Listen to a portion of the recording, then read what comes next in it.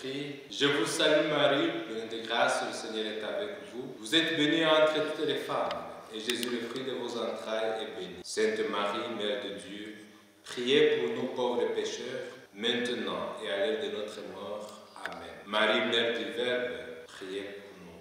Bien-aimés, amis de la Vierge Marie, nous allons consacrer 4 jours à la méditation du Magnificat. Ce cantique magnifique, merveilleux de la Vierge Marie, qui nous montre que la Vierge Marie est une mère qui prie et qui peut nous apprendre à bien prier, à louer Dieu, à adorer Dieu, à magnifier Dieu. Nous allons donc prendre un temps suffisant pour méditer sur ce cantique et faire nôtre ses paroles. La Vierge Marie loue et magnifie Dieu dans sa prière par excellence qu'est le Magnificat. La louange qu'elle exprime se fonde sur la joie d'être la mère du Sauveur, longtemps attendue par le peuple d'Israël. Avec ce bel et magnifique cantique, Marie loue la bonté de Dieu, son Sauveur, et reconnaît sa grandeur et sa toute-puissance. Elle chante sa miséricorde qui se manifeste et se déploie dans toutes les générations passées, présentes et à venir. Elle reconnaît la sainteté de Dieu qui veut le salut de tous les hommes et qui se laisse attirer par sa petitesse. Le concept de sauveur est l'attribut de Dieu que Marie met en exergue pour faire comprendre que tout ce que Dieu a réalisé et promet de réaliser pour les hommes n'a qu'un seul but, celui de les sauver. Marie chante que le salut de Dieu est l'objet de son exaltation et de l'expression de sa joie. Mon âme exalte le Seigneur, exulte mon esprit en Dieu mon Sauveur. Confère Luc chapitre 1er, verset 46. L'adjectif possessif mon qu'utilise la Vierge Marie dans ce chant indique non seulement son appartenance et sa relation personnelle avec le Sauveur, mais aussi et surtout explique qu'elle figure parmi les sauvés et qu'elle est concernée par le salut que Dieu donne. Elle a été sauvée par préservation du péché originaire et le reste des humains ont été sauvés par justification. L'expression de la miséricorde de Dieu qui s'étend d'âge en âge, sortie de la bouche de Marie, a pour l'objectif de rassurer que Dieu ne change pas et que son amour miséricordieux ne s'épuise jamais. Par contre, il se renouvelle en dépit de l'égarement des hommes. La Vierge Marie annonce le don de la miséricorde offerte de façon continuelle, permanente et illimitée à ceux qui craignent Dieu. Elle fait mémoire d'une œuvre de l'amour et de la miséricorde qui console tout le genre humain en quête du salut. La miséricorde infinie chantée par Marie se répand surabondamment sur tous les hommes qui accueillent en toute humilité et qui, à leur tour, l'accueillent en toute humilité et qui, à leur tour, la chantent haut et fort par exultation. Par sa foi et dans la foi, Marie est heureuse, bien heureuse. Elle exalte le Seigneur et son esprit a tressailli de joie à cause de Dieu son Sauveur. La louange de Marie se nourrit du souvenir de la joie sublime ressentie lors de la visite de l'ange pendant l'Annonciation. Elle vit en elle-même, dans son propre corps et âme, cette merveille que l'amour de Dieu est toujours le premier et le plus fort. Il se souvient de son amour, dit-elle, car c'est toujours par son amour que Dieu agit et non en mesure de nos mérites. Le psalmiste l'annonçait dans le cri d'espérance du peuple écrasé et humilié. Debout, viens à notre aide, rachète-nous au nom de ton amour. Psaume 43, verset 1er. Le Magnificat est une merveilleuse prière de louange, de foi confiante et d'espérance. Oui, Marie, petite et humble devant le Seigneur, ne craint pas d'affirmer que le Seigneur a réalisé de grandes choses en elle, puisqu'elle a cru à l'accomplissement des paroles venant du Seigneur lui-même. Par son humilité, loin de se faire elle-même les éloges, la Vierge Marie le porte louange à Dieu qui sert en est digne et ne se considère que comme simple et humble servante. C'est la raison pour laquelle la salutation élogieuse de l'archange Gabriel la trouble au plus profond de son être. Elle ne veut que reconnaître la grandeur de Dieu qui fait des merveilles toujours bienveillant et bienfaisant. Dans le Magnificat, Marie chante la gloire de Dieu et loue sa bonté, lui qui a jeté les yeux sur l'humble condition de sa servante. Luc, 1er chapitre, verset 48. Et elle redit sa petitesse face à l'infini divin qui a daigné la choisir pour être la mère de celui qui sauvera les hommes de leurs péchés. Prendre Marie chez nous ne voudra pas dire seulement avoir recours à sa protection, réclamer son intercession ou implorer son assistance. Cela nous entraînera aussi à entrer dans sa prière de louange, puisque dans sa prière de Magnificat, elle nous conduira au-delà d'elle-même. Marie est toute relative à Dieu et nous ne pouvons pas prononcer son nom sans qu'elle prononce en nous le saint nom de Dieu, car elle est une mère de tendresse, toujours à l'écoute de ses enfants. Mon âme exalte le Seigneur, exulte mon esprit en Dieu mon Sauveur. Il s'est penché sur son humble servante, désormais tous les âges me diront bienheureuse. Le puissant fit pour moi des merveilles, sans eux son nom. Luc, chapitre 1er, verset 46 à 55. Après toutes les merveilles dont Marie est bénéficiaire, elle proclame la gloire du Seigneur et laisse son cœur déborder de joie et de reconnaissance. Le texte du Cantique arrive en conclusion de la rencontre entre Marie et sa cousine Élisabeth. Celle-ci vient de la louer pour sa foi, elle qui a cru à l'accomplissement des paroles qui lui furent dites de la part du Seigneur. Confère Luc, 1er chapitre, verset 45. Quand les gens nous font des éloges pour le rayonnement de nos divers dons, la Vierge Marie nous apprend prompte à reconnaître que tout est pour la gloire infinie de Dieu. Et elle nous incite à rendre grâce à Dieu pour lui-même, pour ses merveilles, pour son action révolutionnaire et pour l'Église en devenir. En premier lieu, nous pouvons voir que Marie rend grâce à Dieu pour lui-même. Le cantique de Marie commence par cette louange. Mon âme exalte le Seigneur, exulte mon esprit en Dieu mon Sauveur. Nous pouvons dès lors nous demander si nous savons rendre grâce à Dieu dans la prière. Heureusement, Marie vient toujours à l'aide de tous ceux et celles qui comptent sur sa puissante intercession. Quand elle dit « mon âme », mon esprit, c'est tout son être, toute sa personne qui remercie Dieu, son Sauveur. Selon le psalmiste, la prière de louange et d'action de grâce est la plus belle prière que l'on puisse adresser au Seigneur. Psaume 50, 23. Parce qu'elle met le priant devant la majesté divine. Dieu lui-même, contemplé dans la foi à travers ses œuvres, est l'unique objet de la louange. Dans le débordement de sa joie, Marie ne se retient pas. Elle chante haut et fort la gloire de son Créateur.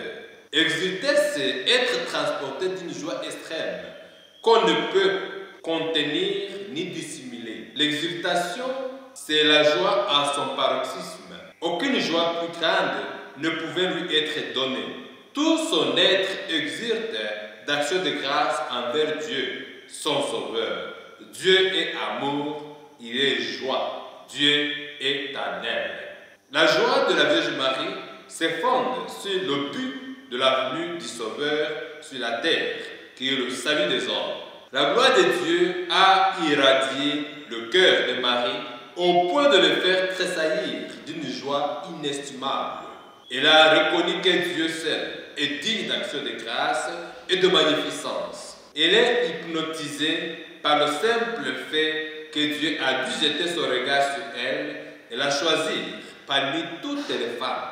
L'objet de l'exhibition de sa joie ne réside pas dans la promesse de mettre au monde le Fils de Dieu, mais bien dans le fait que son Sauveur a daigné combler son cœur de grâce et trouver ainsi la faveur de Dieu qui est avec elle. Confère Luc, 1er chapitre, verset 28. La sainteté du nom de Dieu a été en permanence pour Marie la source de ses pensées, le but de son assentiment, de la réalisation de sa mission d'engendrer le salut des hommes. Dieu est saint et toute l'âme de Marie le sait parfaitement. Cette conviction la pousse à ne chanter que sa gloire infinie et sa miséricorde inépuisable. La sainteté du nom de Dieu la maintient dans son humilité et lui confère d'être au service de sa gloire, elle qui est la servante du Seigneur et qui ne veut rien d'autre que collaborer à son œuvre de salut. La Vierge Marie nous entraîne et nous éduque à la prière de louange, dépouillée de tout autre motif que celui de contempler la splendeur de la sainteté de Dieu. Louer Dieu pour ce qu'il est dans son essence. Telle est la raison. Telle est la raison de notre existence et de notre vocation sur terre. Nous avons été créés pour louer, bénir et adorer Dieu dans toute sa puissance qui n'est qu'amour envers ses créatures. Nous ne louons pas Dieu d'abord pour ce qu'il a fait, mais pour ce qu'il est lui-même. Et c'est ce que nous disons dans le Gloria, que nous appelons communément le cantique des anges pendant la messe. Nous te louons, nous te bénissons, nous t'adorons, nous te glorifions, nous te rendons grâce pour ton immense gloire. Celui-ci est le motif premier de notre louange et il suscite en nous un sentiment fort de reconnaissance et d'admiration profonde. C'est la gloire de Dieu et rien d'autre qui doit faire l'objet de notre louange. La Vierge Marie ne chante pas pour instruire sa cousine à propos du projet du salut de Dieu, ni pour exhiber son privilège d'avoir été choisie parmi toutes les femmes. Elle chante pour reconnaître la grandeur de Dieu et pour raconter ses merveilles dans un ton de louange. Sa petitesse attire et séduit le cœur de Dieu qu'il a choisi pour être la mère de son Fils. À son tour, Marie se laisse fasciner par la beauté et la grandeur de Dieu qui fait toujours miséricorde. Marie a la conscience et que lui seul est digne de louange et d'adoration.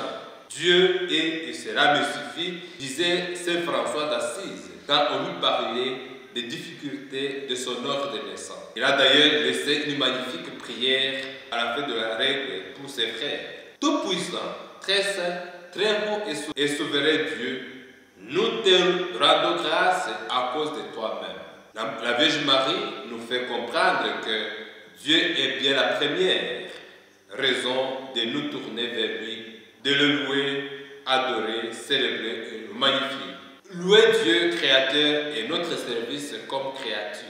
Le premier mot qui sort de la bouche de la Vierge Marie dans le Magnificat est une expression de louange. Et la raison première de cette louange est la bonté de son Sauveur.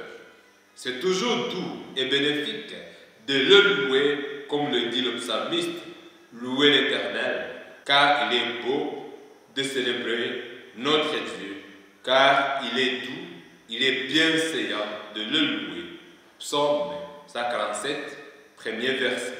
Cette douceur, Marie l'a expérimentée du fond de son cœur, car elle a jubilé de joie à la vue de l'accomplissement des promesses de Dieu. La Vierge Marie a solennellement exprimé sa joie d'être la servante par qui la renommée du Seigneur s'est accrue par l'accomplissement de sa parole.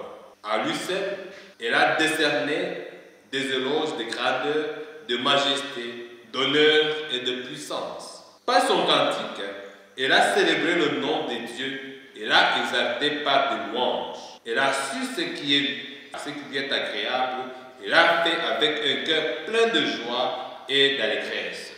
Soutenue par la Vierge Marie et guidée par elle dans son Magnificat, chaque chrétien fait sienne ses paroles et en fait une décision et un principe de sa vie. Je bénirai l'Éternel en tout temps. Sa louange sera toujours dans ma bouche.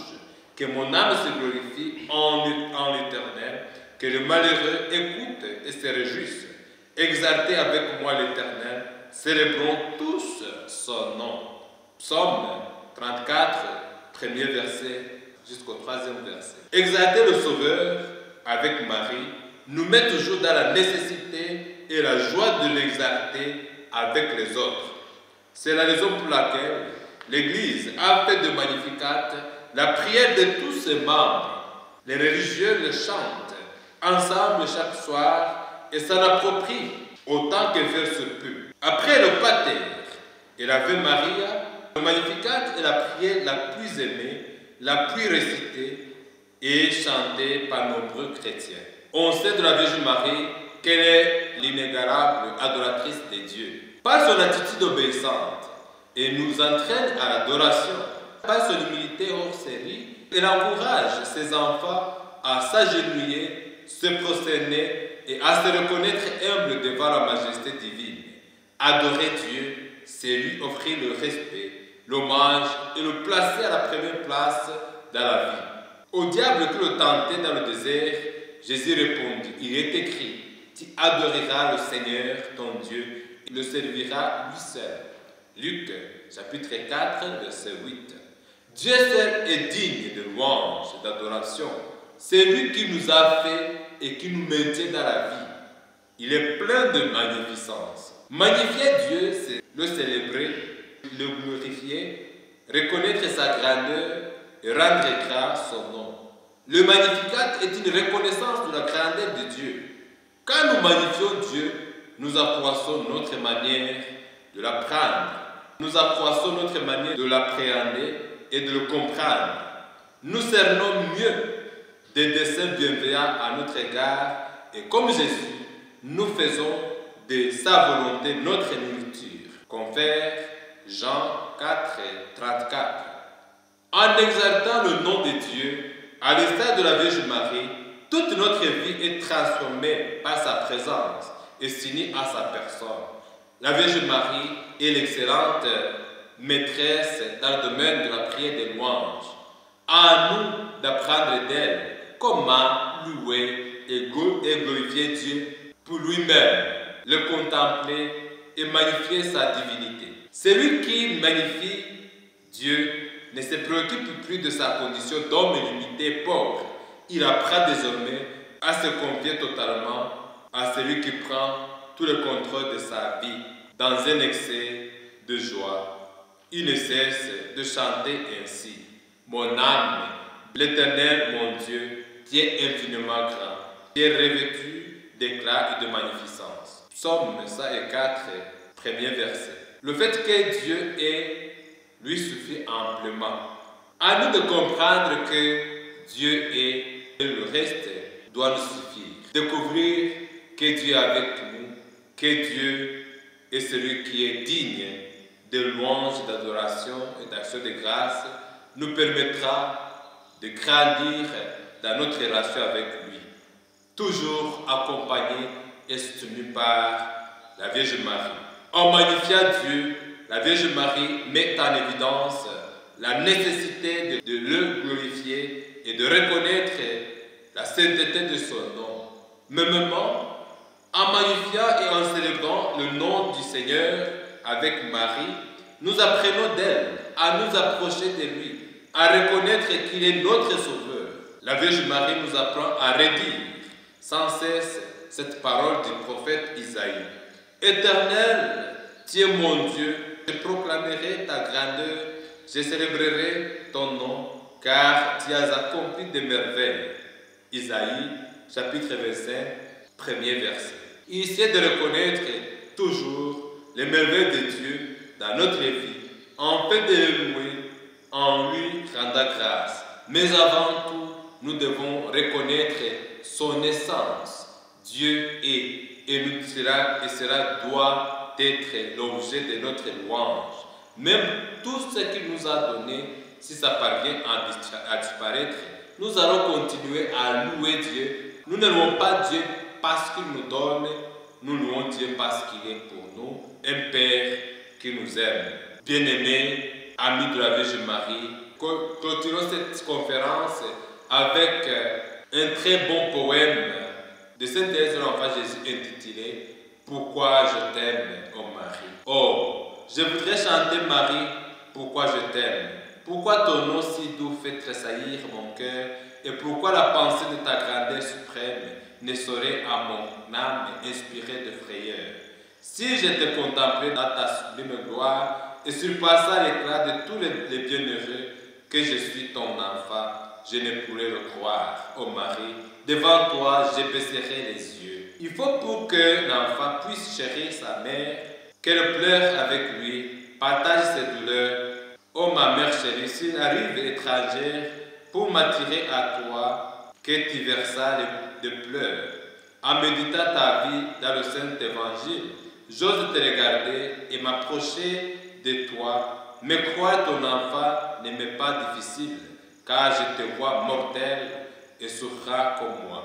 Lorsqu'un ange du ciel t'offre d'être la mère du Dieu qui doit régner toute l'éternité, je te vois préférée. Ô Marie, quel mystère! L'ineffable trésor de la virginité. Je comprends que ton âme, ô Vierge immaculée, soit plus chère, ô Seigneur, que le divin séjour. Je comprends que ton âme, humble et douce vallée, peut contenir Jésus, l'océan de l'amour.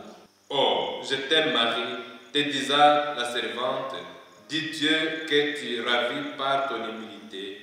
Cette vertu cachée te rend toute puissante. Elle attire à ton cœur la Sainte Trinité. Alors, l'Esprit d'amour te couvra de son ombre. Le Fils égal au Père en toi s'incarne. De ses frères pécheurs, bien grave sera le nombre, puisqu'on doit l'appeler Jésus, ton premier-né. Ô Marie, ô Mère bien-aimée, malgré ma petitesse, comme toi je possède en moi le Tout-Puissant, mais je ne tremble pas en voyant ma faiblesse. Le trésor de la mère appartient à l'enfant, et je suis ton enfant, ô ma mère chérie. Tes vertus, ton amour, ne sont-ils pas à moi? Aussi, lorsqu'en mon cœur descend la blanche hostie, Jésus, ton doux agneau, croit reposer en toi. Tu me le fais sentir, ce n'est pas impossible de marcher sur tes pas, ô Reine des élus. Les trois chemins du ciel, tu l'as rendu visible. Les trois chemins du ciel, tu l'as rendu visible en pratiquant toujours les plus humbles vertus. Auprès de toi, Marie, j'aime à rester petite. De grandeurs d'ici-bas, je vois la vanité. Chez Sainte Élisabeth, recevant la visite, j'apprends à pratiquer la ardente charité. Là, j'écoute ravi, douce reine des anges, le cantique sacré qui jaillit de ton cœur. Tu m'apprends à chanter les divines louanges, à me glorifier en Jésus mon Sauveur. Tes paroles d'amour sont des mystiques roses, doivent embaumer le siècle à venir. En toi, le Tout-Puissant a fait grandes choses, je vais les méditer en vue de l'en bénir. Quand le bon Saint Joseph ignore le miracle que tu voudrais cacher dans l'humilité, tu le laisses pleurer tout près du tabernacle, qui voile du Sauveur la divine beauté. Oh, que j'aime, Marie, ton éloquent silence. Pour moi, c'est un concert doux et mélodieux. Dieu qui me dit la grandeur et la toute-puissance d'une âme qui n'attend son secours que des cieux. Plus tard, à Bethléem, ô Joseph et Marie, je vous vois repoussés de tous les habitants. Nul ne veut recevoir en son hôtellerie de pauvres étrangers. La place est pour les grands et c'est dans une étable que la reine des cieux doit enfanter un Dieu. Ô Mère chérie, que je te trouve grande en un si pauvre lieu. Quand je vois l'Éternel enveloppé de linge, quand du Verbe divin, j'entends le faible cri, ô ma Mère chérie, je n'envie plus les anges, car le puissant Seigneur est mon frère chéri. Que je t'aime Marie, toi qui sur nos rivages as fait épanouir cette divine fleur. Que je t'aime, écouta les bergers et les mages, en gardant avec soin toutes choses en ton cœur. Je t'aime, t'aimeras avec les autres femmes qui, vers le temple saint, ont dirigé leurs pas. Je t'aime, présentant le sauveur de nos âmes, au bienheureux vieillard qui le presse en ses bras. D'abord, en souriant, j'écoute son cantique, mais bientôt, ses accents me font verser des pleurs. Plongeant dans l'avenir, un regard prophétique, Siméon te présente un glaive de douleur. Ô reine des martyrs, jusqu'au soir de ta vie, ce glaive douloureux transpercera ton cœur. Déjà, tu dois quitter le sol de ta patrie pour éviter d'un roi la jalouse fureur. Jésus sommeille en paix sous les plis de ton voile. Joseph vient te prier de partir à l'instant. Et ton obéissance aussitôt se dévoile. Tu pars sans nul retard et sans raisonnement. Sur la terre d'Égypte, il me semble, Marie, que dans la pauvreté ton cœur reste joyeux. Car Jésus n'est-il pas la plus belle patrie que t'importe l'exil qui possède les cieux? Mais à Jérusalem, une amère tristesse, comme un vaste océan, vient inonder ton cœur. Jésus, pendant 3 jours, se cache à ta tendresse, alors c'est bien l'exil dans toute sa rigueur. Enfin, tu l'aperçois et la joie te transporte. Tu dis au bel enfant qui charme les docteurs: oh mon fils, pourquoi donc agis-tu de la sorte? Voilà ton père et moi qui te cherchions en pleurs. Et l'enfant Dieu répond: oh, quel profond mystère!